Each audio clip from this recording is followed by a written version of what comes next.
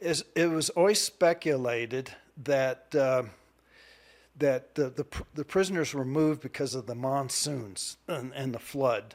Oh. That was one of the speculations, but I know the true story, and I've told a few people why the prisoners. I have lots of contacts. I have a guy who is a Vietnamese refugee from South Vietnam. That his family, he was a child when he left South Vietnam, Yeah. and his family settled in Atlanta, Georgia, and he worked for Coca-Cola in Atlanta, Georgia. And when they opened up Vietnam, Coca-Cola did.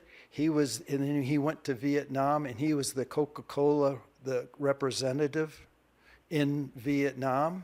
Wow. And he got to know a lot of the old generals and stuff, North Vietnamese generals, and all the political thing. Yeah. And so he told me the real reason why the prison was empty. Because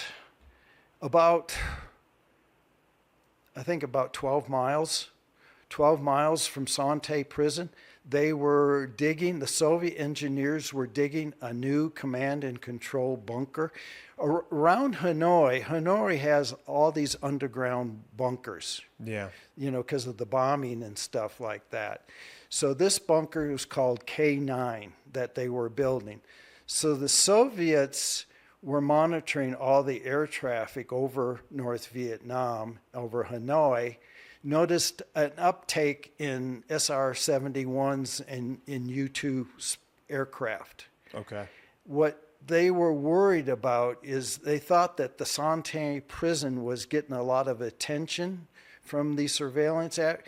They were worried that the surveillance aircraft would find a secret bunker that they were building. Oh, okay. And so they moved the prisoners, not because of the floods, and not because they knew there was an impending rescue attempt.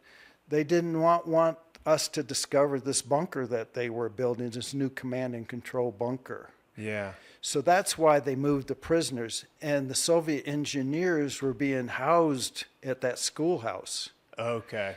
They were the ones that attacked the raiders, the Soviets were. Now, were they Russian Soviets? Uh-huh. Was when they still had the Soviet Union was still Soviet Union. So there were Russian soldiers attacking American troops Right. in Vietnam. Right. Now Wow. K9